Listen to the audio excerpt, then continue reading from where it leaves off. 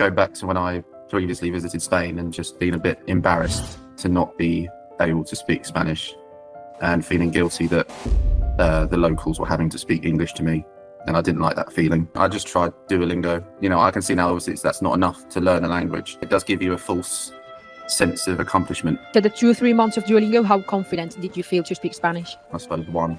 A 1 out of 10. I think I needed something more intuitive and consistent that was going to take me to that next level. There's always a bit of fear of failure. I just took the plunge and said, I need to just go for it. We've been learning together for 8 months, roughly. On a scale from 1 to 10, how confident do you feel to speak Spanish? Probably say 7. You could sort of see a path to what we were trying to do, and you presented it out to me and said, this is what we're going to do. The girl I was partnered with, she couldn't believe I'd only been learning for 4 months. I think it's one of the best investments that you can make in yourself. Hola, Irene. Hola, James. ¿Qué tal? No me puedo quejar. No me puedo quejar. Muy bien. ¿Y tú? Muy bien, no me puedo quejar tampoco. Muy bien. Muy bien, muy bien. Vale, James. So, well, I just want to have a chat with you to see how everything has been, trace back a little bit your progress. I think your progress, just as Connor's, has been amazing. I just had a conversation with Connor, and it was quite exciting to see how you guys have gone from the non-existent confidence that you had at 8 months ago now to the current situation that you're at, which is this level of confidence, being able to speak and being able to hold conversations. So big congratulations on that, and thank you for the time, the effort, showing up to the lessons, just putting the commitment, and it's of course paying off. And yes, so I just wanted to thank you and congratulate you on that. I just want to have a little chat with you to see your impressions, how everything has been. I think it can be inspiring for other students. It can absolutely be inspiring for other people. So, James, why did you decide to learn Spanish? Why did I decide to? It's something I've been thinking about doing for years. Going back to when I previously visited Spain and just being a bit embarrassed to not be able to speak Spanish and feeling guilty that the locals were having to speak English to me, and I didn't like that feeling. And I was able to sort of I felt I had a sort of flair for it, because I was sort of hearing Spanish people saying certain words, and I'd repeat it, and I felt that it was something I could be quite perceptive to. And so then I think I saw your Instagram story come up, said you were looking for people who wanted to learn Spanish, and I think I just took the plunge and said, I need to just go for it. And I went from there, really. And I love the Spanish culture and obviously Spanish football, and it's just because it's so big in football, Spain football, and I just thought it'd be very good to learn the language as well, aside from that. Okay. And so, you had this thought that you were a bit perceptive with the language. It was something that you want to do. Had you tried anything else before we met? Had you tried learning? I mean, I just tried Duolingo, which, I can see now obviously that's not enough to learn a language. And I sort of was using phrases, like when I went to Argentina, I was able to repeat certain phrases that I saw on Duolingo when I went into a restaurant and asked for a table. So I could see, well, if I'm just using Duolingo and able to repeat certain phrases, imagine what I could do if I actually dedicated my time to learning the language properly. But yeah, no, it was just Duolingo, and I think I did 1 lesson on pre-ply as well. But I think I needed something more intuitive and consistent that was going to take me to that next level. And I'm really surprised actually at how much things are sinking in now, subliminally, right in the back of my mind, by talking and by doing the exercises. No, but I'm really surprised actually how much I've learned, and especially because I'm not in a Spanish-speaking country. So, yeah. Yeah. And do you remember how long you had been on Duolingo? I think it was on and off for about for 2 or 3 months, I think. And I actually had a conversation with someone the other day, a friend of mine who is learning Italian. So they've got like a big family group, and they're all trying to learn Italian in like this Duolingo game. And I was thinking, I didn't say this because it would have been really rude, but I was just thinking about what you said to me and said, like, you're not going to learn Italian by just doing Duolingo. But obviously I didn't say that, but I was just thinking, I was comparing my learning process to their learning process, and it's just, there's no comparison really. Yeah. How long have they been trying to learn on Duolingo? Not, I've only a couple of months, I think. I'm not too sure. Mhm. But it's just a game, isn't it? So that, Yeah. like you say, it does give you a false sense of accomplishment. Yeah. After the 2 or 3 months of Duolingo, how confident did you feel to speak Spanish? Not really, only aside from the very basics, sort of hello, my name is. Okay, so from 1 to 10, how much would you say? Well, I suppose 1. A 1 out of 10. Yeah. Okay. And then what about this lesson on Preply? Why didn't you continue with this tutor? I mean, I don't think it. I think at the time it was probably, I have to question myself. I don't think I had the commitment back then to really push myself to do it. But I think what impressed me about you and your lessons was that you could sort of see a path to what we were trying to do, and you presented it out to me and said, this is what we're going to do. And I think that impressed me more. I think having that introductory call with you, I sort of realized this is completely different. Whereas with that teacher, it just, I don't know, it just struck me as something being more casual, like see you next week, and then nothing in between the lessons. Because I think the work you do between the lessons is arguably more important sometimes than the actual lessons. I'd say it's 50-50. Yeah, absolutely. Yeah. Yeah, 100%. And I've, I think with what you're doing, it is on another level. So I'm so glad that I only had that one lesson and now come to this. Okay. James, what do you think was your biggest difficulty before we met in terms of Spanish? Difficulty or obstacle? Obstacle was, I think the obstacle was thinking, is it worth it, me learning the language? And I think other people have actually said to me, I mean, they didn't mean to be disparaging, but they say, well, everywhere, you can get by with English in most places.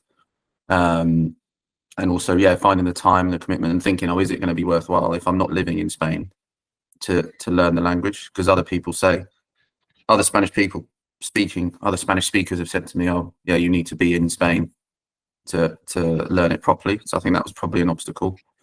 And I think the difficulty that I found is that, like when we were doing the test last week, so I could write a verb down, but then if we're speaking it, it's like pronouncing it properly as well. I think that's the thing, to marry up writing the Spanish to speaking it properly. So I've now done like the phonetics beside the verb's conjugation, so I can then practice speaking it after I've written it. So I'll say that's probably one of the most difficult things. Okay. Is it possible to learn Spanish even if you're living in the UK? Yeah, I think so. I think you've shown that you can do it with the right plan. I wasn't convinced beforehand, but I think I'm now. I'm on a good path now. Yeah, absolutely. Yeah.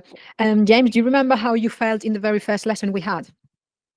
Just I think a bit nervous, but excited, and just eager to get going, really. I thought this could be the start of something really, really fun, really good.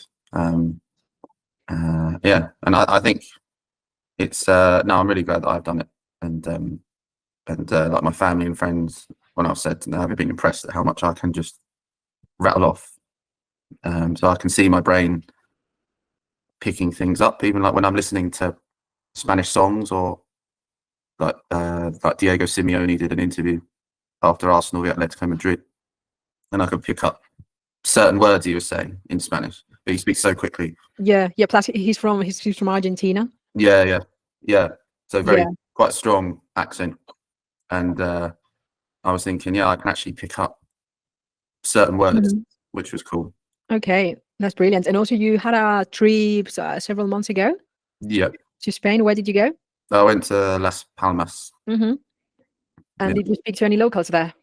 I did. Yeah, that was very soon after we started, so they were quite impressed that I was able to pick up a few words, like what I was able to say, and they just said, keep going with it, keep practicing. And there was a problem in my room in the hotel, and I sort of said, estoy aprendiendo español, and one of the staff was just sort of helping me with my pronunciation of aprendiendo, So yeah, that was pretty cool. And yeah, it does make me motivated to go back and see how I get on, because I want to go to Seville in May, Okay. and I want to try and see how I get on, especially because Seville is more of a traditional, I think, Spanish city, whereas Barcelona, where I went before, was more touristy, and you could, so Yeah. I'm looking forward to seeing how I can get on there. Yeah. That's quite, well, not super close, but it's somehow close to where I live. We could Yeah. arrange a meetup. That could be cool. Yeah, that would be good. Yeah, I think it's Yeah. like 2 hours or so. 2.5 hours. Yeah. Yeah, that would be good. Yeah. Roughly. Yeah, but yeah, we'll see if we can arrange it. That would be cool. Okay, James, and how have you felt during the lessons, during the whole learning process? Yeah, I've been inspired, really, I think, and having Connor there is really good. Because, like you say, speaking with someone who's at a similar level does help, to because it helps with your understanding. You know that he's at a similar level, because if you're speaking with someone who's so much more advanced, it's probably not going to do you any favors. So I felt, yeah, really inspired, and the classes are fun. They are engaging, and I can see a pattern to what we're doing, I think, as well. It's like the saying, trust the process, and I feel that applies here. So yeah, I'm really enjoying it. Yeah. And what about the workshops that we've had with native speakers, where you get to speak to a Spanish local on a one-on-one? How was that? How did you feel? No, yeah, it felt really good. Yeah, I think it was yeah, the girl I was partnered with, she couldn't believe I'd only been learning for 4 months, so that was good. I think it just does make me more determined to, I think, do better next time, to improve next time, in order to do it.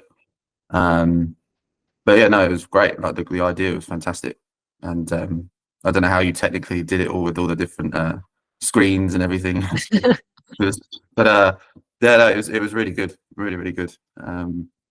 So hopefully, like I said, next time I can speak even better next time. Yeah, absolutely. I'm sure you will. Okay, and now, James, we've been learning together for 8 months, roughly. On a scale from 1 to 10, how confident do you feel to speak Spanish? Probably say 7. Okay, a 7 out of 10. That's amazing. Yeah. Perfect. Okay. And do you remember being afraid when we got started? Like afraid of, I don't know, afraid of failure, afraid of making mistakes, afraid of not knowing how this is going to turn out? Or you were super convinced?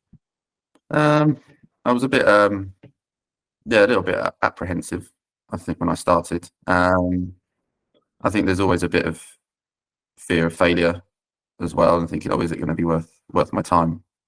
But I think it's always, I knew that it would take time, and being patient, because I think you see so much on social media about, oh, learn this language in 2 months, 3 months, yeah. 3 months, whatever. Yeah, and it's just like, I realize now you can't. It's just, you have to.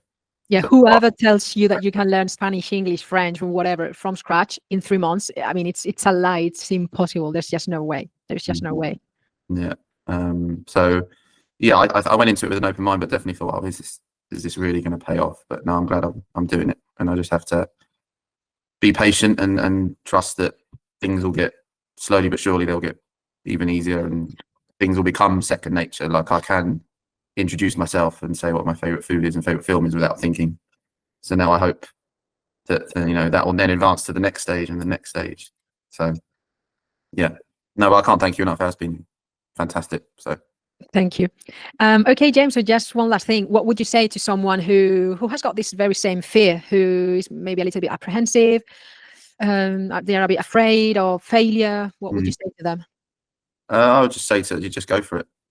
I think it's one of the best investments that you can make in yourself, because I don't think there are many tutors out there like yourself who are going to not just give you the lesson and say that's it, see you next week, but you're there for support with the community, and I'd say it's probably the best money you could spend, I think, just to learn a new language. Like, I think this is the most efficient way you can do it without moving to Spain or a Spanish speaking country. Yeah, absolutely. Thanks a lot for your words. Perfect, James. So thanks a lot for this chat. No, thank you. Yeah. Yep. And yeah, I'll see you in 5 minutes for the lesson. Okay.